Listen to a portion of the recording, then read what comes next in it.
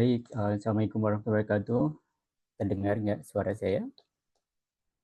Waalaikumsalam Waalaikumsalam warahmatullahi warahmatullahi wabarakatuh, Bapak. Dengar ya? Oke, baik. wabarakatuh. Pak. Oke, ya kita ketemu lagi di semester ini ya. Semoga sih nanti belajarnya baik-baik juga, sama seperti semester-semester sebelumnya gitu. Nanti barangkali ada suara yang tidak jelas, nanti mohon di-remind ya kalau ada gangguan teknis dan sebagainya. Oke, baik. Karena ini pertemuan pertama, jadi saya akan menjelaskan terlebih dahulu terkait dengan kontrak perkuliahan yang akan kita pakai untuk mata kuliah ini. Bentar saya share screen dulu ya. Oke, apakah sudah terlihat di kalian? Sudah, Pak. Pak. Bentar. Ya, sudah terlihat ya di kalian untuk kontrak perkuliahannya. Apakah sudah terlihat? Sudah, Pak. Sudah, Pak. Sudah. Oke, baik. Ya, saya mau jelaskan terlebih dahulu supaya kalian mengerti nanti bagaimana sih teknis dalam perkuliahan ini, begitu ya. Jadi mata kuliahnya adalah dokumentasi layanan terapi okupasi. Ya, dan ini adalah 3 SKS. Tapi untuk 3 SKS ini dari prodi itu diberikan waktu antara ya 2 jam setengah lah ya gitu ya. Oke.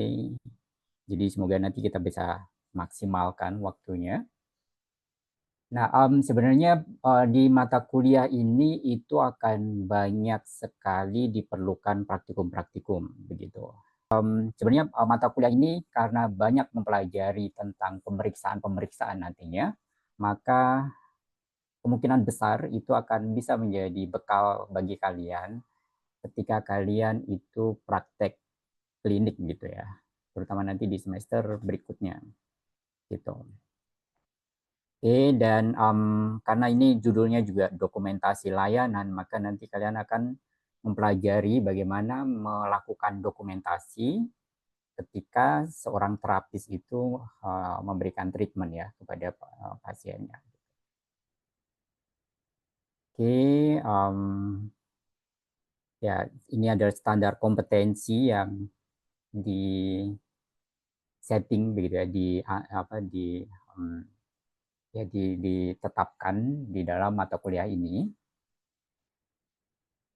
Ya, kalian terutama nantinya memang diharapkan akan mampu melakukan dokumentasi sampai dengan pemeriksaan, begitu ya.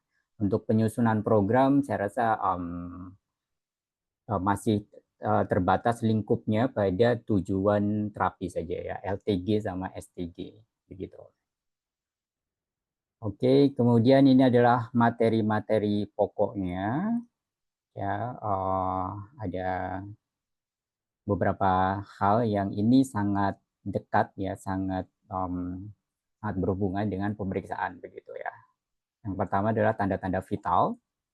Ya, kalian akan mempelajari bagaimana melakukan pemeriksaan TTV ini. Ya, kemudian ROM dan MMT. Saya rasa kalau untuk ROM dan MMT karena saya tahu bahwa di mata kuliah yang lain juga sudah diajarkan, maka nanti di mata kuliah ini sifatnya akan cenderung review-review saja. Begitu ya.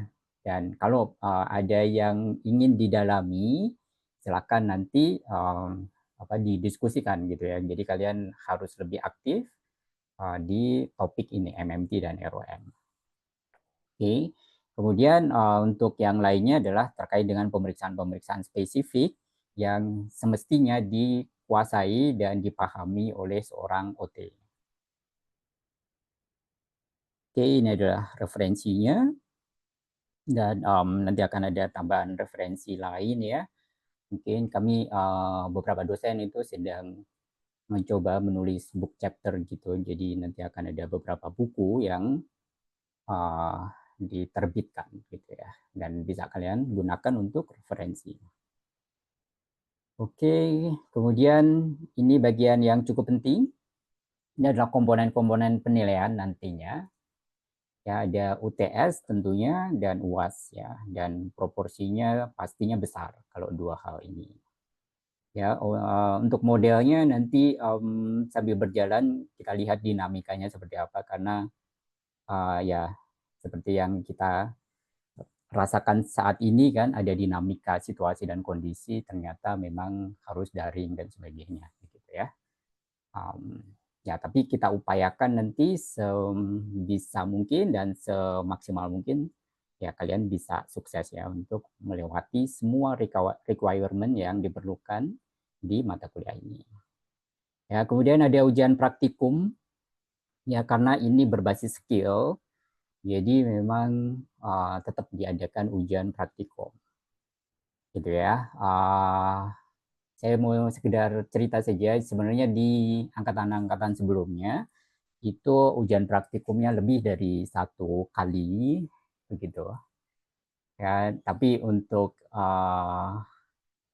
di angkatan-angkatan berikutnya karena memang ada penyesuaian kurikulum, jadi ya kita menyesuaikan juga dengan kurikulum yang sudah didesain gitu, sehingga ujian praktikumnya itu menjadi hanya satu kali saja. Nah, kemudian ada kuis, tolong kuis juga tetap diikuti dan jangan disepelekan kuis ini karena proporsinya cukup besar juga. Lalu karena ini adalah praktikum ya, banyak nanti akan sesi-sesi yang praktikum, maka kita harapkan keaktifannya ya dari kalian. Ya, participate itu sangat perlu sekali. Ya, jadi kalau kalian nanti diberikan ruang dan diberikan kesempatan untuk eksploratory, maka silakan ya berperan secara aktif. Gitu ya. Oke, baik. Kemudian ini adalah ya angka-angkanya sih, levelingnya, grade-nya. Saya rasa kalian sudah cukup mengetahuinya. Ya, kemudian ini tata tertib secara umum pastinya kalian sudah tahu karena kalian sudah di semester 3 kan, ya. Secara umum sama ya, cuma diharapkan sih kalau masuk ke lab itu kalian menggunakan baju yang proper gitu ya. Supaya apa? Supaya culture-nya itu terbentuk gitu. Jadi kalau kalian nanti di institusi pelayanan terapi begitu kan, pastinya akan memakai pakaian yang spesifik gitu ya. Oke, itu. Kemudian sebenarnya sih tujuan yang lainnya itu adalah supaya memang tidak membatasi adanya pergerakan-pergerakan begitu ya kalau sedang melakukan praktikum nantinya. Karena kalau memakai baju-baju yang mungkin variasi-variasi atau modelnya itu nggak riweh begitu, maka nanti akan membatasi pergerakan-pergerakannya kalian. Oke, baik itu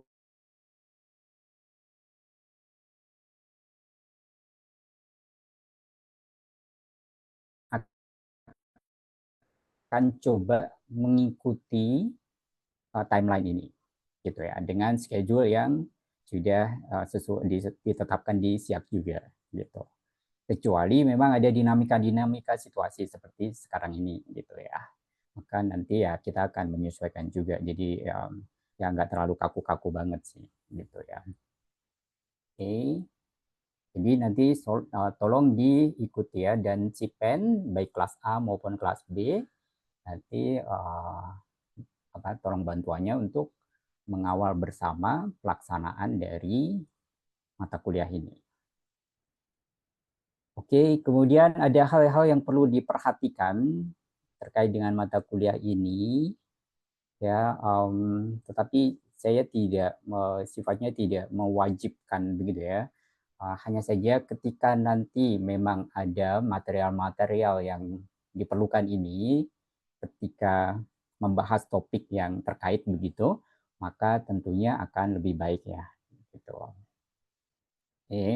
Contohnya misalkan yang saya maksudkan, kalau misalkan kita lagi belajar tentang MMT dan ROM begitu ya, kalian kan sudah pernah belajar tentunya, mungkin sudah punya goniometer begitu ya, atau peralatan-peralatan lain yang diperlukan.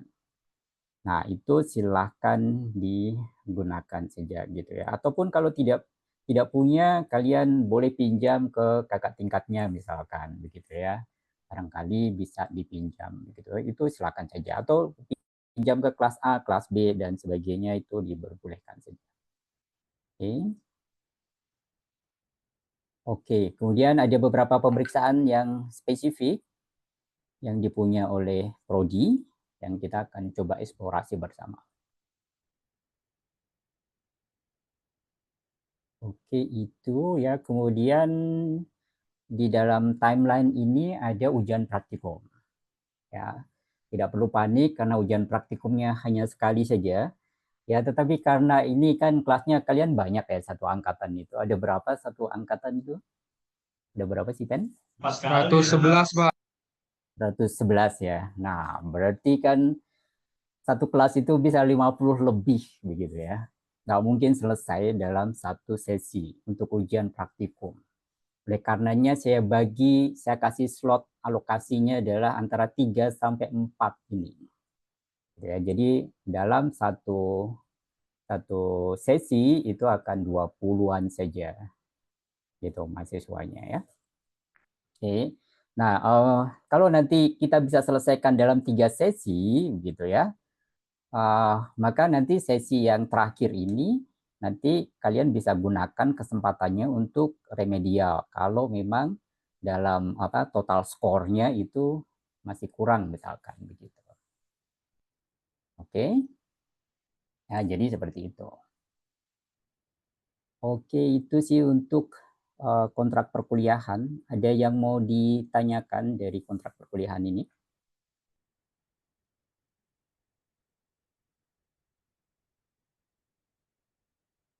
Sudah cukup jelas? Baik-baik saja sampai sejauh ini? Jelas, Pak. Jelas ya? Oke, baik. Kalau sudah cukup jelas, saya lanjutkan ke materi kita pada hari ini ya. Saya akan kasih pendahuluan terlebih dahulu.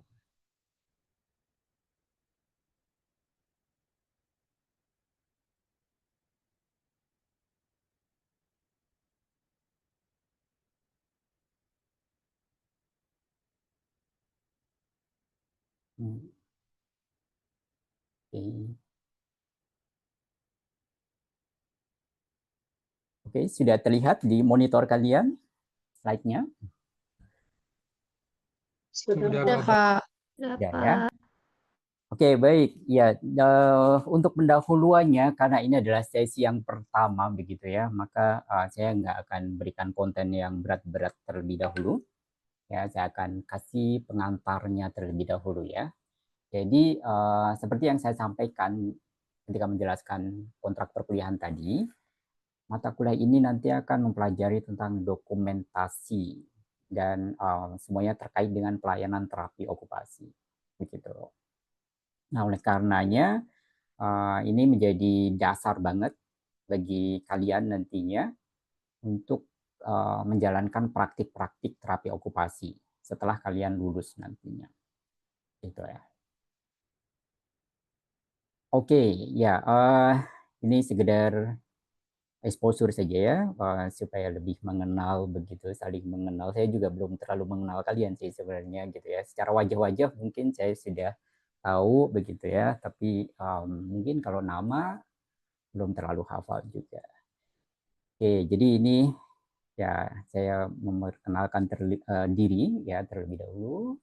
Ya, sekarang saya lagi sekolah lagi memperdalam keilmuan OT-nya ya, karena memang ya sekarang tanggung jawab saya adalah menyampaikan terkait dengan keilmuan-keilmuan OT begitu. Oleh karenanya ya menjadi bagian dari tanggung jawab saya untuk meningkatkan pengetahuan saya juga gitu ya. Dan ini pengalaman saya dulu klinisi yang sangat cukup kuat begitu ya di pediatri, terutama adalah di SBOT gitu ya. Kalau di total saya 14 tahun ada di SBOT gitu. Jadi saya sangat mengerti tentang sekolah inklusi dan sistem inklusi itu seperti apa. Gitu ya. Kemudian pediatri makanan saya sehari-hari waktu itu. Oleh karenanya ya saya stay kecil seperti ini gitu ya, karena memang dulu saya hampir sampai sekarang pun gitu ya, hampir 23 tahun saya berinteraksi dengan anak-anak. Oke, tetapi saya juga mengambil bobat ya. Jadi mengambil sertifikasi bobat dan mulai sekarang ini saya mulai punya klien-klien yang dewasa gitu ya, neurologi dewasa. Gitu. Oke. Ya, dan ini ada beberapa sertifikasi yang saya ambil juga. Oke. Nah, kita lanjut di sini. Pengantar dokumentasi manajemen pelayanan terapi. Nah, saya mau putar video terlebih dahulu, nanti tolong komentarnya ya, supaya tidak pasif-pasif saja, karena kalau di dunia Zoom seperti ini agak bahaya begitu ya, kalau saya sendiri yang hanya berceloteh begitu ya. Silakan partisipasinya. Ini video mungkin sudah pernah kalian lihat juga, sudah pernah FGP juga di kalian. Ya, jadi saya rasa mungkin tidak asing. Tapi kita lihat dulu. Saya ngomong pelan tuh. Saya selalu disetak oleh Pak. Perawat saya juga jelas-jelas ngomongin ke Bapak, tapi Bapak selalu nyelak. Saya jelasin. Nyelak apa saya? Bapak selalu nyelak terus. Saya udah jelasin baik-baik dari awal. Dan bahwa masuk IGD itu ada dua. Ada pakai BPJS ada dua. Ada lewat IGD. Artinya IGD itu gawat darurat. Itu bukan peraturan dari saya. Dengerin dulu. Yang masuk ke IGD saya, itu artinya gawat darurat. Kalau pakai BPJS, kriteria BPJS itu dijelaskan dari pemerintah, bukan dari saya. Artinya apa? Mengancam nyawa. Contohnya apa? Saturasi 70%. Nadi serangan jantung berat itu kriterianya ini dengan kista yang sudah terinfeksi dan mana Pak buktinya? Kita masuk IGD itu artinya untuk gawat darurat yang ya sudah, ini kista dengan terinfeksi bukan ya, kista dengan terinfeksi bukan gawat darurat. Tanda-tanda vitalnya tidak mengancam nyawa, tensinya bagus, nadinya ya artinya kista dengan terinfeksi tidak mengancam nyawa. Tidak mengancam nyawa. Ya sudah. Oke, ya kira-kira seperti itu, dan saya yakin kalian sudah pernah mengetahui ya situasi ini, momen ini gitu ya. Silakan berkomentar. Ada yang mau berkomentar terkait dengan ini?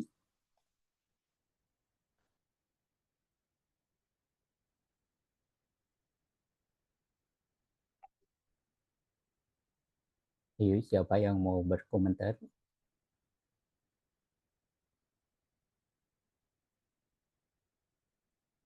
Nggak perlu di toel-toel gitu. Nggak perlu lah ya. Ayo, siapa yang mau aktif? Oke, boleh. Ali ya. Kamu panggilannya siapa sih? Arifah Ali. Siapa panggilannya siapa? Kalau pendapat saya, Silakan. lebih fokus ke gimana cara si nakes tadi berkomunikasi sama ininya sih, si bapaknya.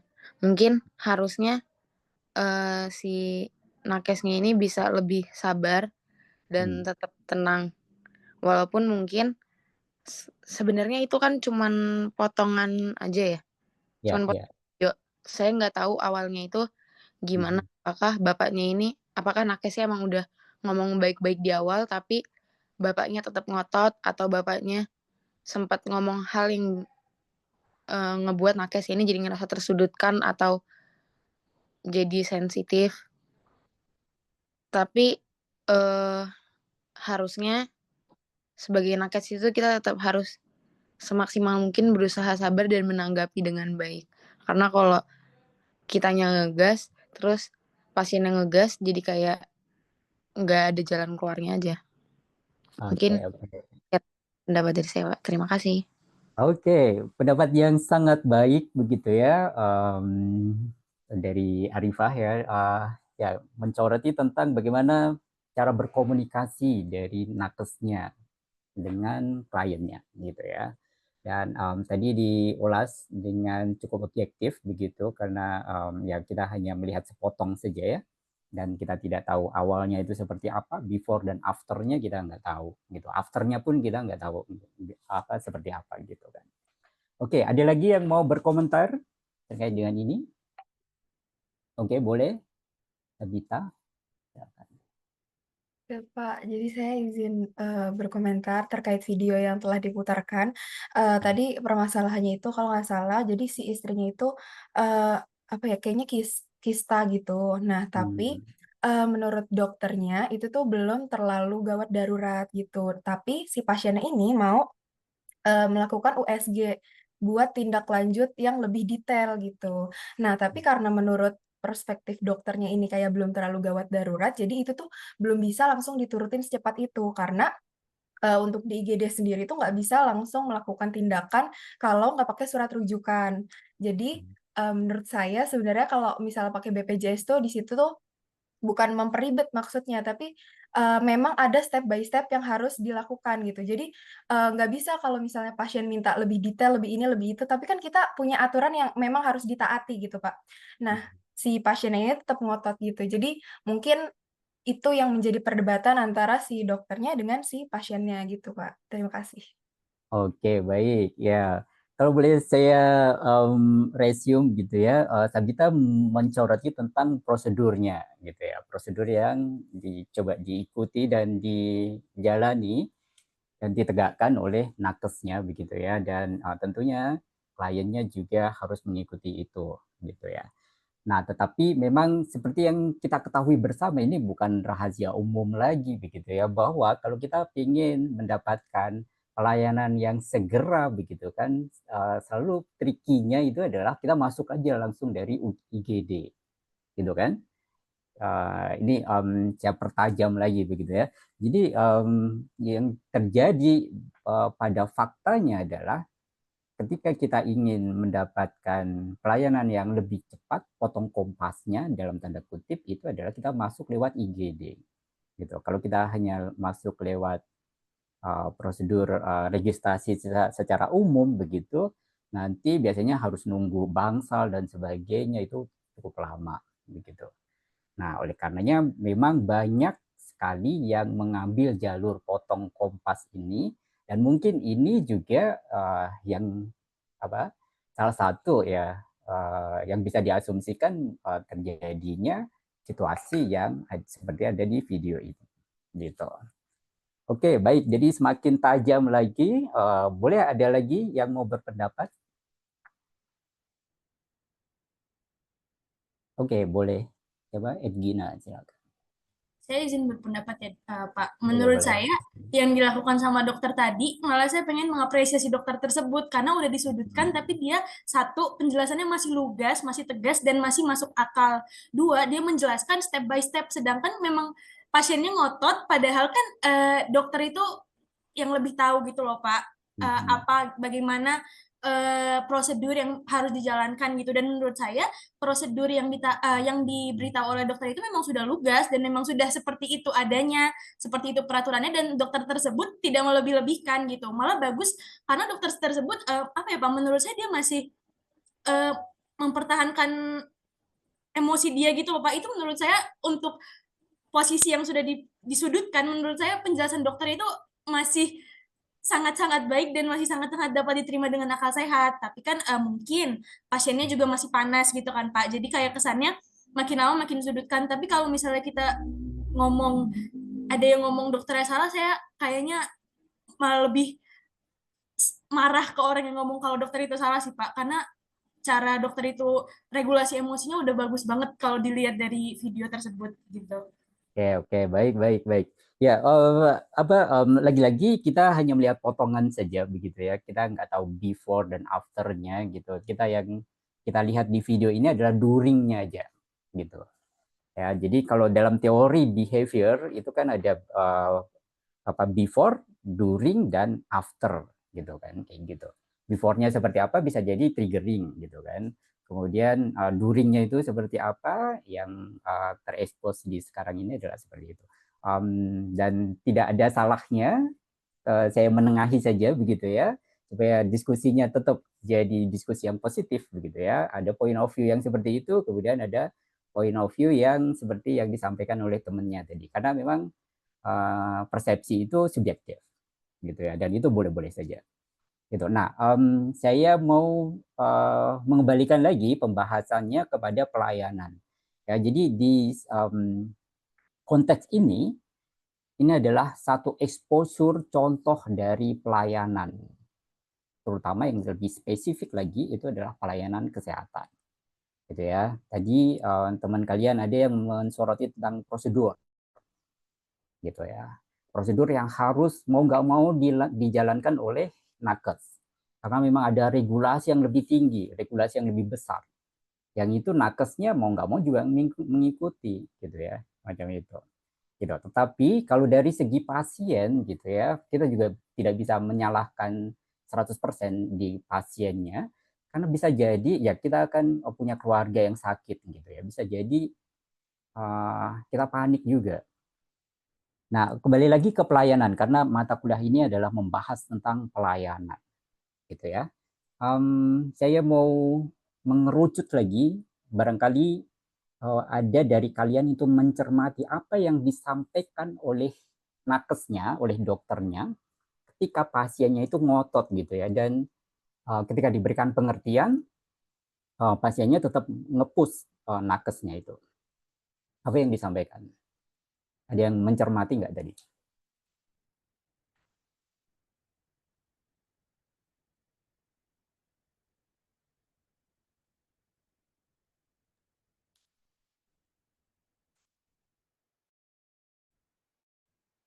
Yang Ada yang masih disampaikan ingat? dokternya, yang disampaikan dokternya, Pak. Ya, jadi yang disampaikan dokternya ketika pasiennya ngotot gitu, kok nggak ibaratnya kasarannya ya, kok istri saya nggak ditangani sih, gitu, macam kayak gitu. Tadi Atau ditolak. pendengaran saya Mhm, pas dokternya ngomong itu mhm, beliau memberikan penjelasan tentang kondisi pasiennya yang istilahnya nggak terlalu gawat darurat. Terus dia juga memberikan penjelasan tentang TTV-nya segini, Pak, ininya segini, Pak, gitu. Itu mhm. sih yang saya tangkap tadi, Pak. Oke, ya. Jadi dari video ini juga saya berhasil memberikan exposure ke kalian ya terkait dengan TTV di kondisi nyata, gitu ya. Dan itu menjadi pegangan, gitu ya. Tadi dokternya itu menyampaikan tentang tensinya seperti apa, begitu ya, semacam itu.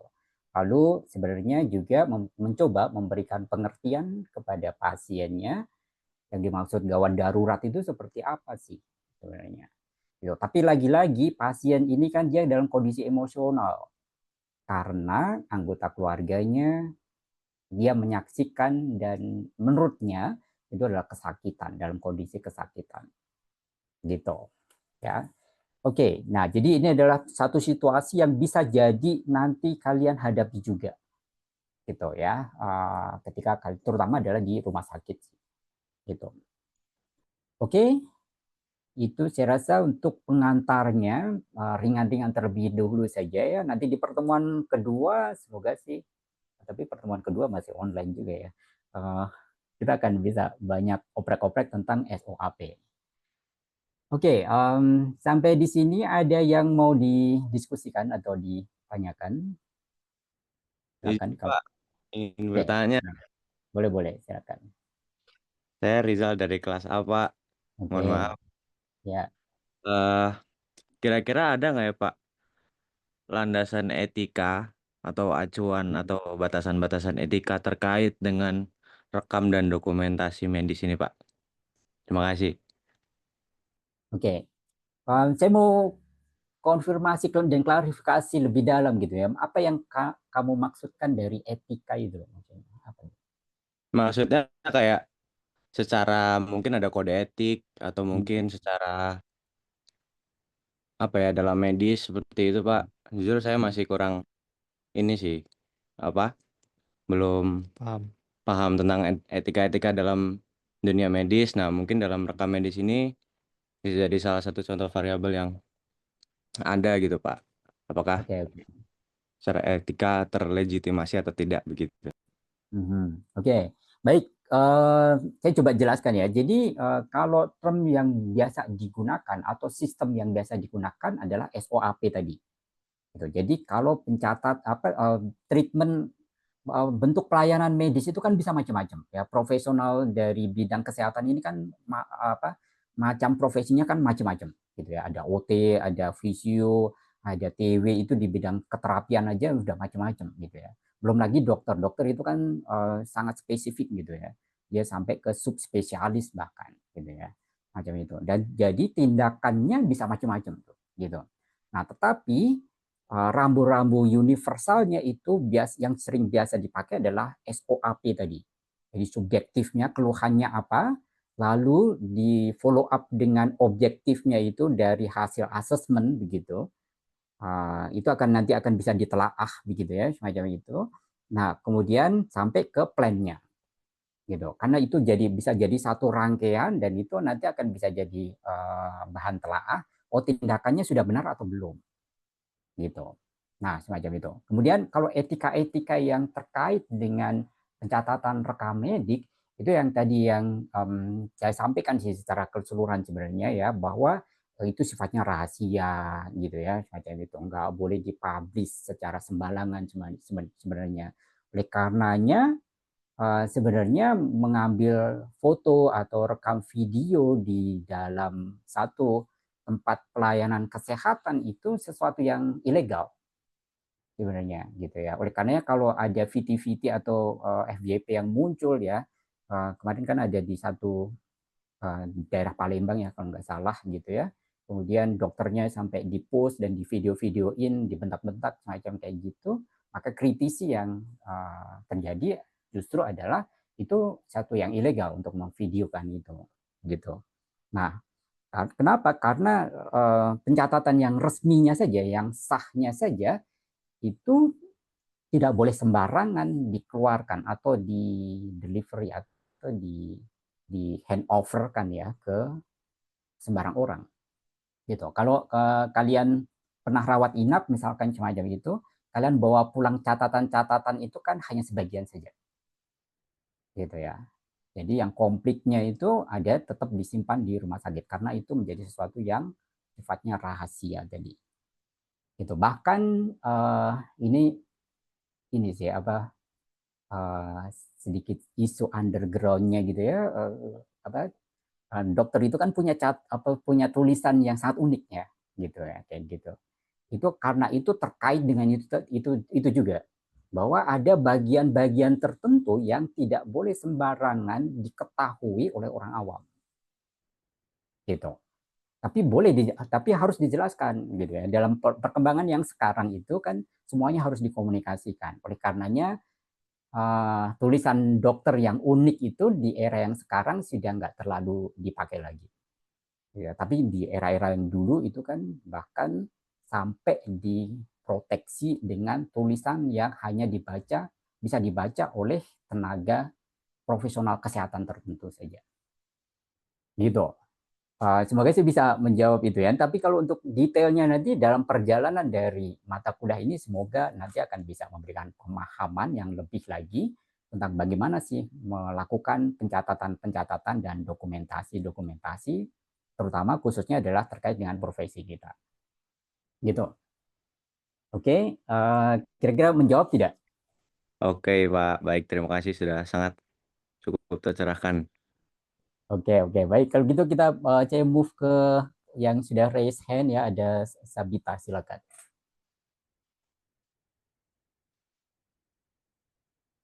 Oke, terima kasih atas kesempatannya Pak Sahid. Perkenalkan, saya Sabita Salva Khairunisa dari kelas B. Di sini saya ingin bertanya, Pak.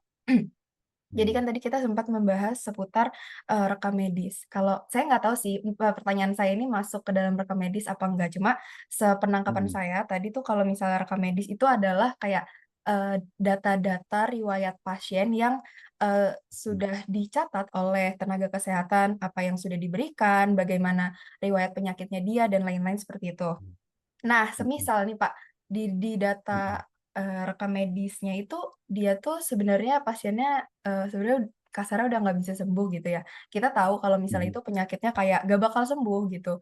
Nah, kita selaku TO ini seharusnya harus terus memberikan pelayanan atau kita sebaiknya ngomong ke keluarganya kalau misalnya ya mau dilakuin kayak gimana pun, sebenarnya ini udah kelihatan gitu. Biasanya kan mungkin tenaga kesehatan tuh kayak paham gitu ya nakes kalau gimana, ciri-ciri atau gejala-gejala yang, pasien itu kiranya kayaknya nggak bisa selamat lagi gitu, atau kayak waktu hidupnya tinggal sedikit atau gimana gitu. Nah itu kita sebaiknya harus terus memberikan pelayanan atau kita bilang ke keluarganya dan ya udah kita berusaha semaksimal mungkin. Tapi kalau misalnya nggak, misalnya lewat gitu ya, jadi kayak kita nggak bakal dituntut gitu. Karena kan kayak Oke. dari awal tuh udah tahu nih nggak bakal bisa sembuh gitu, Pak. Terima kasih. Oke, baik. Ya, yang kamu tanyakan itu, ini pertanyaan yang sangat menarik gitu ya. Yang kamu tanyakan itu adalah terkait dengan yang disebut sebagai prognosis, gitu ya. Jadi semua penyakit itu ada prognosisnya, gitu. Entah prognosisnya itu membaik atau memburuk, gitu. Dua besar itu, gitu ya. Ada satu kondisi yang dia memang prognosisnya itu akan cenderung memburuk, gitu.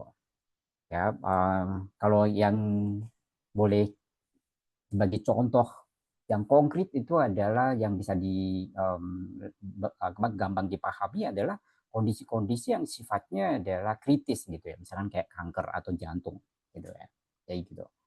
Nah, kondisi-kondisi gangguan seperti itu biasanya kemungkinan besar prognosisnya bisa memburuk gitu.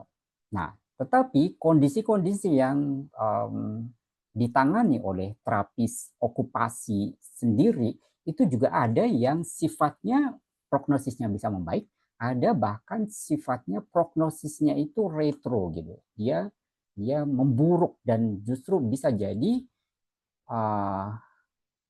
dia bergerak mundur ke belakang gitu. Terutama adalah di tumbuh kembang. Gitu ya. Jadi ada satu kondisi-kondisi tertentu yang dia tumbuh kembangnya misalkan dia awalnya bagus dari 0 sampai 6 tahun itu bagus, maka dari 6 tahun itu tiba-tiba dia retro, dia mundur.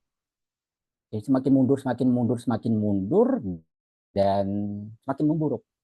Gitu. Bahkan bisa jadi dia perkembangannya itu akan mundur lagi ke hitungan bulan lagi. Gitu. Kayak gitu. Nah, lalu apa yang harus dilakukan oleh si profesional tersebut kan pertanyaannya seperti itu tadi ya, gitu. Nah, kalau sudah ada keluhan tadi kan dasarnya awalnya adalah keluhan subjektif tadi, ya. Kemudian profesionalnya itu akan melakukan data-data objektif dan dengan lewat assessment, gitu.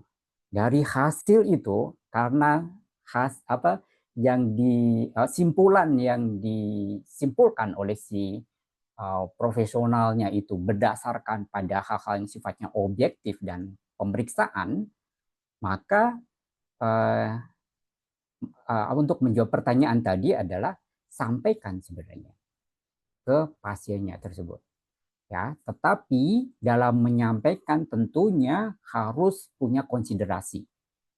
Gitu. Kalau kita sebagai OT itu kan kita harus melihat kondisi emosional dari si pasiennya itu atau keluarga pasiennya lah, gitu ya. Gitu. Jadi kita harus sampaikan, tetapi kita harus siapkan dulu readiness-nya mereka untuk menerima itu. Gitu ya. Karena kalau di dalam OT itu kan sebenarnya sudut pandangnya lebih komprehensif gitu. Kalau medis bisa jadi hanya sekedar sign and symptom dengan dikasih obat saja. Obatnya itu yang meredakan sign and symptomnya itu, tanda dan gejalanya itu gitu ya, kayak gitu. Nah, tapi kalau kita kan memperhatikan emosionalnya dan sebagainya, gitu kan, gitu. Dan kondisi emosional yang tidak positif itu akan sangat berdampak kan dalam point of view-nya kita sebagai konseptual OT-nya itu, gitu kan, gitu. Nah, oleh karenanya kita harus sampaikan sebenarnya, tetap harus disampaikan supaya tidak nanti di ujungnya itu disalahkan tadi ya kalau yang ditanyakan oleh temannya tadi. Nah, tetapi kuncinya adalah siapkan dulu pasiennya itu, kondisi emosionalnya gitu ya. Kalau kita delivery-nya itu dengan menyiapkan itu, maka justru dia nanti akan jadi respect gitu ya. Dulu saya ini sekedar contoh saja ya. Dulu ketika saya berpraktik di dalam satu institusi begitu, teman-teman saya itu ada yang dia mundur ketika ada satu pasien dengan keluarga pasiennya itu yang dia serem-serem tuh. Neneknya dokter rehab medik senior gitu ya. Kemudian ibunya itu dia dokter di RSCM, dokter spesialis anak gitu. sekarang udah jadi konsulen gitu kan, kayak gitu ya. Nah, mundur yang lainnya itu gitu. Saya akhirnya mau nggak mau yang dimajukan gitu ya. Dan saya sampaikan apa adanya dari hasil pemeriksaan yang saya lakukan gitu. Dan ya, tapi ada faktor bahwa karena keluarganya itu adalah praktisi-praktisi dan dia mengerti tentang ilmu itu, maka dia jadi respect malah gitu, kayak gitu. Nah, tapi saya rasa sama juga dengan yang lainnya, kita kesampingkan dari background knowledge-nya itu tadi ya, gitu. Tapi kalau kita sampaikan dengan apa adanya gitu dan berdasar gitu, yang terpenting adalah berdasar, bukan hanya subjektifnya dari si profesionalnya itu tadi juga. Ya, harus berdasar, maka nanti akan justru jadi poin banget bagi si pasiennya itu, dan harus kita sampaikan sih gitu. Itu kira-kira jawabannya. Apakah menjawab? Sebenarnya cukup menjawab, Kak, tapi saya masih ada pertanyaan lanjutannya lagi gitu, boleh Boleh, nggak? boleh. Ya, sebelum ke yang lainnya, sudah ada 2 yang ngantri. Tapi boleh, silakan coba. Oke, baik. Tadi kan katanya kita harus menyampaikan ya, Pak, ya. Tapi kan Mhm, kita tahu nih, misalnya kayak latar belakang setiap pasien itu berbeda-beda.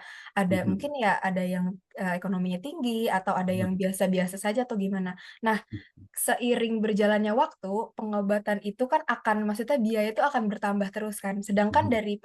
dari terapi sendiri itu kita tahu kalau misalnya ya udah semakin lama Useless gitu ya. jenjangnya iya, maksudnya semakin Mhm, lama eee, waktunya itu dia tidak akan membaik dan akan kayak gitu terus dan biaya pun membengkak gitu kan, Pak. Kalau misalnya mhm, dari terapisnya sendiri kayak menyarankan untuk ya kayak dipulangkan gitu boleh nggak, Pak? Kan kita tahu nih kayak kayaknya nggak bakal apa namanya, terselamatkan karena kayak ini tuh udah kelihatan banget, Pak, udah di depan mata gitu misalnya ya, Pak, gitu. mhm.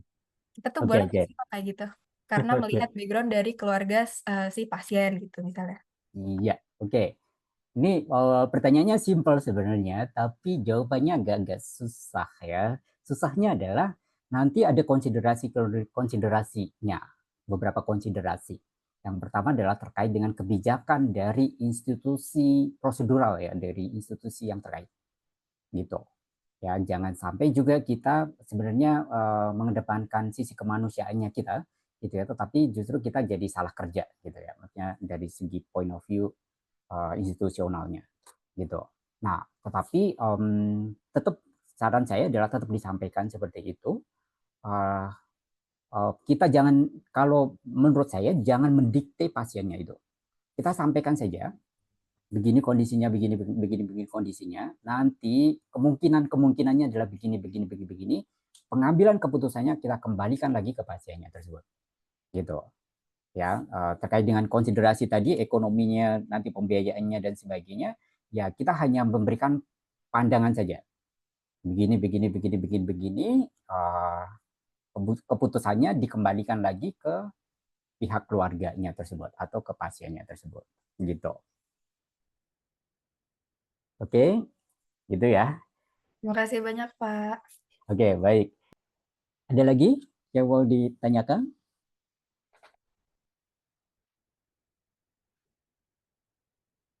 Cukup ya. Saya rasa untuk pertemuan pertama sudah cukup panas juga, dan tadi juga banyak sekali yang bertanya begitu ya dan berdiskusi. Harapannya nanti di pertemuan-pertemuan berikutnya silahkan kalian speak up seperti itu begitu ya, karena itu akan menjadi lebih faktual dan lebih ya sesuai relate gitu ya dengan apa yang terjadi gitu. Kadang-kadang ruang teori itu perlu direlatekan dengan diskusi gitu ya. Jadi silahkan hidupkan diskusinya, tidak apa-apa. Kalaupun saya tidak bisa menjawab begitu ya, itu saya juga malah seneng sih gitu ya, karena saya nanti akan mikir-mikir gitu ya. Oh, dari kemarin saya nggak bisa menjawab pertanyaan ini gitu ya. Dan itu menjadi satu proses juga yang akan sangat baik juga bagi semuanya. Oke, baik, itu kira-kira ya untuk hari ini. Barangkali dari si Pen sudah melakukan absensi atau bagaimana? Mungkin udah ya? Aku juga udah sih tadi, cuman Sudah, enggak oke. ya. Oke. Oke, Makasih kalau ya Rifa. Ya, kalau sudah dan sudah dipastikan, saya percaya saja pada si pen ya. Dan untuk yang online seperti ini kita ambil praktisnya saja ya. Nanti silakan nanti kalau offline itu silakan aktif ya. Lagi-lagi ketika praktikum kalian harus aktif. Kita percuma memfasilitasi kalau kalian nggak aktif. Oke? Baik, itu saja kira-kira untuk pertemuan kita pada hari ini. Terima kasih semuanya dan kita akhiri. Assalamualaikum warahmatullahi wabarakatuh. Waalaikumsalam. Terima kasih, Pak. Wabarakatuh, Pak. Terima kasih, Pak. Sehat Terima kasih selalu. Bapak, sehat selalu, Makasih, panjang Pak. umurnya. Terima kasih, Pak. Terima kasih, Bapak.